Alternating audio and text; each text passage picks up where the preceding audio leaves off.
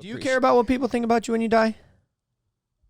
Not about me, but like the wheels that I've put in motion. You know, like I don't really care about what they think of me. I care about what's left behind. Mm-hmm. Like I think about like, okay, let's imagine like a crazy future where hypothetically Richard / Wheels2Walking create it all of a sudden has like his own spinal cord injury hospital. Let's do a pipe dream. You know what I mean? And it reminded me about the naming a hospital after someone in a second, because there's a really funny story about that. Okay, so is it like the Bill Cosby hospital? No. Just go with it. Imagine that there's a hospital that's the Richard Corbett hospital. The Weinstein hospital. Oh, it's God. better. All right, so yeah, so I think about that because it's like once I die out, who gives a shit about me anymore? I've got this legacy building that was built off of the back of, you know, this or the work or whatever. You know, that's the stuff I think about. I think about also like my children and their children. You know, I think about that for legacy, not necessarily be like, Richard was a great man. He was amazing. He was happy. He was inspirational. He was motivational. He did this. He did that. It's like just shut up. Like I don't. Like, yeah. Who cares? Who does it? Like I'm just a person. You're more interested in the impact, I guess. Like yeah, the dent in the universe or whatever. Like I want to spend 60 years creating a wave, so that and just set it free, so that when I'm not building a wave anymore, it's just whoosh, yeah. Yeah, like Chris D'Elia was talking about on his podcast, he's like, it's an idea. Like Richard Corbett is not a person, it's an idea. Like if you can it's kind of like Kobe Bryant, like the Mamba mentality thing that everyone's been talking about recently, that like he's the embodiment of like what super hard work, perseverance, family man, all this kind of stuff, like all bottled into like one person. And no one besides people in his inner circle knew him personally, but everyone can like embrace the like Mamba mentality or whatever. Same kind of thing with like Wheels2Walking. It's like not everyone's going to know what it's like to have a spinal cord injury or, it face even like crazy serious adversity in a physical way or whatever, but maybe they can embrace that, like the Wheels2Walking mentality or, the reason behind your tattoos mentality and stuff like that, because like everyone faces adversity and everyone has their struggle. Everyone like has their own struggle. Like there's no way around it. Life is pain. Everyone struggles with something, and that's your responsibility in life, is to deal with that shit. Well, and I think about if you can inspire people to deal with that in a way that's positive, I think that's amazing. Well, it's like, how do you think it's been 6 weeks and I'm already back to living and work? I got hit by a fucking car. Like literally. I went back. Like your girlfriend thought you were dead. Yeah, I went back to the hospital because I've got secondary complications. Like this type of injury would ruin people for 3 months, 6 months, a year. Like Totally. it would derail them completely. And I just like not even just physically, mentally too. Yeah, physically, mentally, and like I've been through so many of these, and I say this in air quote, like stuff like this, that like I know what to do. And I know what not to do, and I know what type of like mentality I have to keep, and I know what type of attitude I have to keep, and I know what, motions I have to go through, and all this stuff. So it's like, this is weird because like I don't know how to say this without saying it the way I say it, but like it's pretty fucking inspirational that like a person who already has a major disadvantage is already back at it 6 weeks later. No, it is. Versus someone who was fully able-bodied that like, oh no, my life is ruined. My wrist hurts now. I've just been adapting. This wrist destroyed. Like it's so fucked. Like I bought new push rims for the wheelchair because I'm having a hard time pushing now. Really? Like I haven't had a chance to work out yet, but it even hurts to swim with it. Did you get like grippy ones or something, or would you They're get? just bigger. Because like the pinching motion hurts, is harder. It hurts to squeeze when it's small, but if it's a bigger, like if I grip on the tire, it doesn't hurt as bad if I just grip on the thing. But anyway, I just adapt and overcome, man. It's just a matter of like, okay, now I'm on this blood thinner medication for the rest of my life. That's extremely gonna be limiting, my diet and my activities, and I'm gonna be heavily monitored and getting blood tests and stuff like that. Like people could let it ruin their life, but I'm like, okay, that's a new thing I got to deal with. Let's go.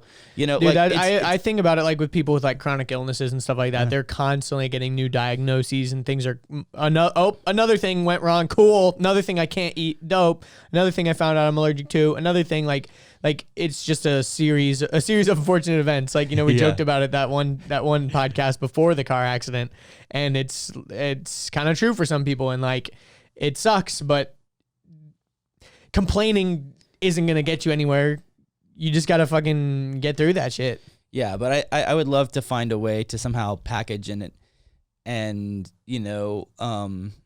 instill that kind of mindset and that kind of attitude, and the way I know how to do that best is just power of example. Totally. You know, for now, I'm sure I could write a book, sure I could write a program, sure I could go do public speakings and, you know, all that jazz, but like, nah, I'll just do it how I'm doing it because that's the best way I know how to do it. Totally. And like, don't get it twisted. Like, I had my moments. Like, it was mostly with, you know, like Jalila for the most part, because I didn't really feel like, you know, having any breakdowns in front of like you or, you know, my mom or my sister or anything. But it wasn't even a breakdown. I was just like, I felt so defeated and so powerless and so overwhelmed. And like, I just wanted to throw in the towel.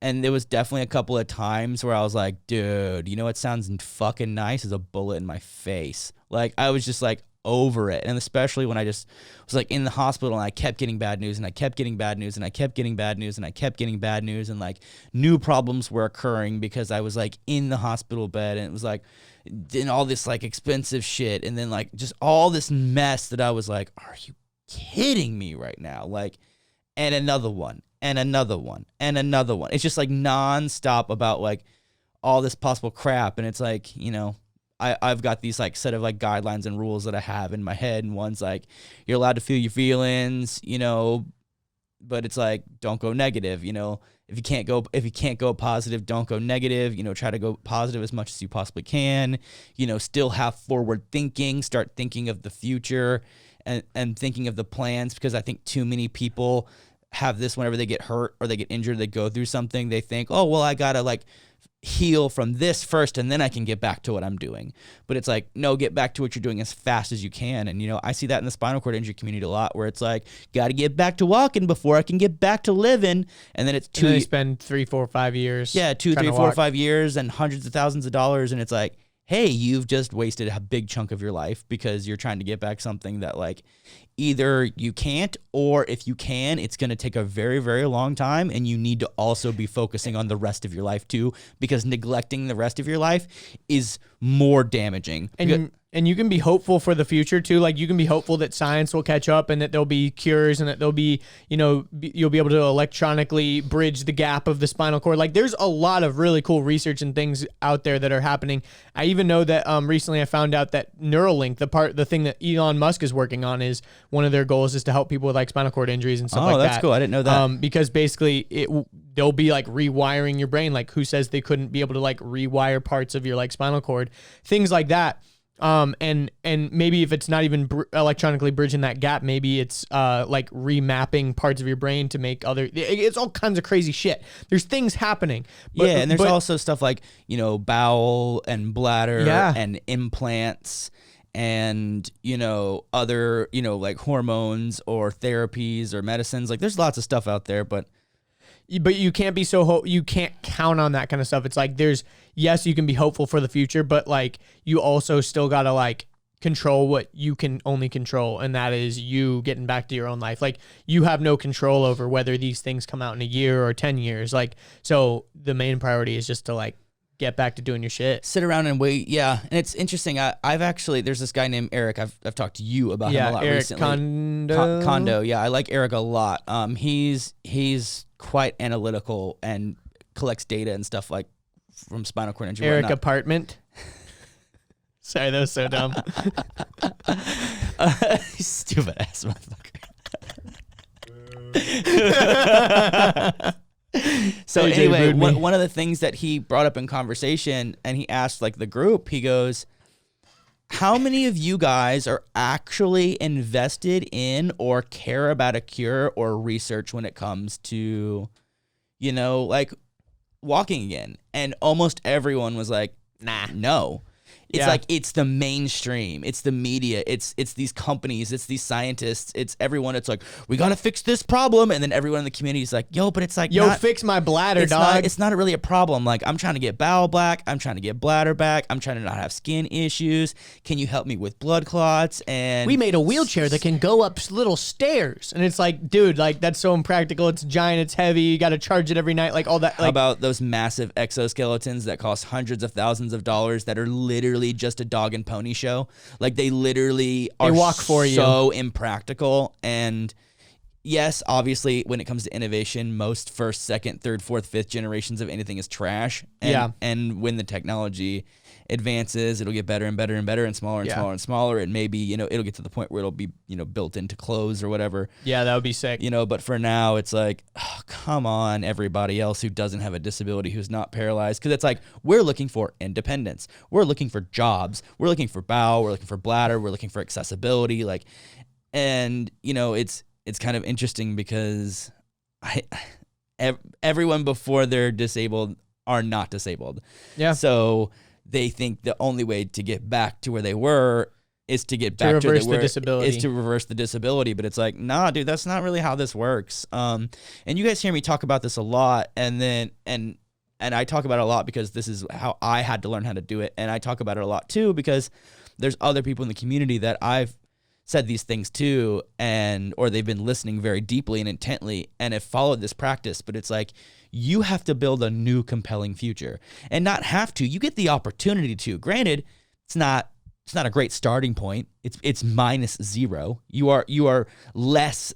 You are in, you know, negative fifth place, but you have the opportunity to turn this into a life that is a 7, 8, a 9, or a 10, because you get to design it from the ground up.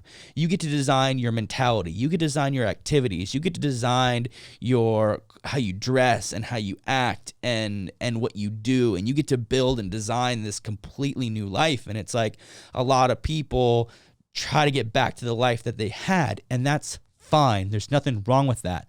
But you got to adapt your way through it. And when you adapt your way into it, you are thus creating a new future, but it may or may not be compelling. Like, I know people that, you know, broke their back snowboarding and then jumped on a sit ski, and now they're like the best sit skier and like all of like the world. Like they're so like Red Bull and like X Games and, you know, like GoPro, and everyone's like sponsoring them, and they're like doing tricks and all this crazy shit, and it's dope and they love it. And he's like, dude, this is good. But I also know people that are snowboarders that tried to do it again, and they go, this isn't the same. I don't like this. They're like, this makes me more sad because it isn't like what it used to be. Yeah. And I'm not a fan of that. But, you know, it's definitely this whole thing where it's like, you really gotta rebuild yourself. And, you know, I think about, after this most recent accident of, you know, being hit by a car and having, you know, blood clots and stuff, there's a lot of stuff I gotta change, and stuff I have been changing, you know? Yeah. I have to change, like, there's a lot, I'm in the chair a lot now, because guess what? Not walking.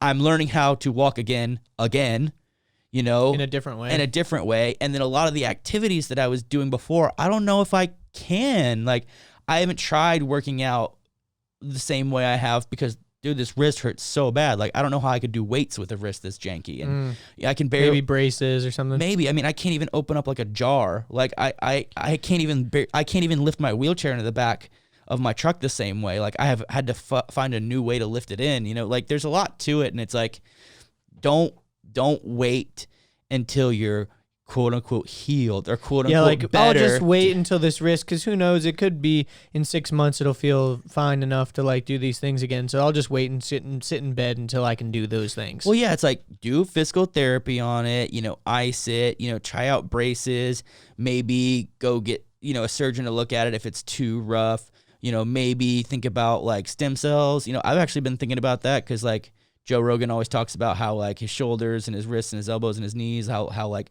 spot treatment of stem cell can be really helpful for stuff like that. And, you know, whatever. But all I'm saying is like, oh, you got a spinal cord injury? You ever tried stem cells? That's another one of those. That's another one of those things that's so. Everyone says that. Not only that, but it's like, that's so mainstream, and most people in the community, new people, are so curious about it. They're like, and then they get stuck in Pascal's wager, which is like, well, what if I don't do it? You know, what happens if I don't do it? You know, and it did work. Yeah, exactly. They get stuck in Pascal's wager, but almost everyone that I know that has tried stem cells, that's honest. Even my dad did stem cells, and it didn't end up really working for him, and he ended up having to do a bunch of surgery. So, like, I think I believe in stem cells, but it's not a cure-all. It's not gonna like fix your broken spinal cord. It might like help with like some damaged things, and I'm sure it works. And there's also, I'm sure, like lots of maybe better ways of stem cells, and then there's other ways of stem cells that are like, there's some that like you just take it and it like goes throughout your whole body and it's supposed to like repair things, and then there's some that's like spot treatment. The infusions. There's even stem cell pills you can take. Oh, that sounds which stupid. is weird. Like when I was at Tomorrowland, I met some doctor who like sold stem cells pills, and he like gave me one. But anyways, it was very interesting. But the stem cell pills at Tomorrowland. And then I just get like a giant boner, and all of a sudden your pupils are dilated this big. Yeah, and I'm like, you think these stem cells are really working, bro. You think you're a frog. You start hopping around, jumping in one of the dude. pools. My third eye has been opened, and my taint has been. I've been sunning my taint. Sunning it in the sun. Hope you enjoyed that clip. If you want the full episode, you can click right here. If you want to subscribe, click here. If you want more clips, we got 2 more right over here.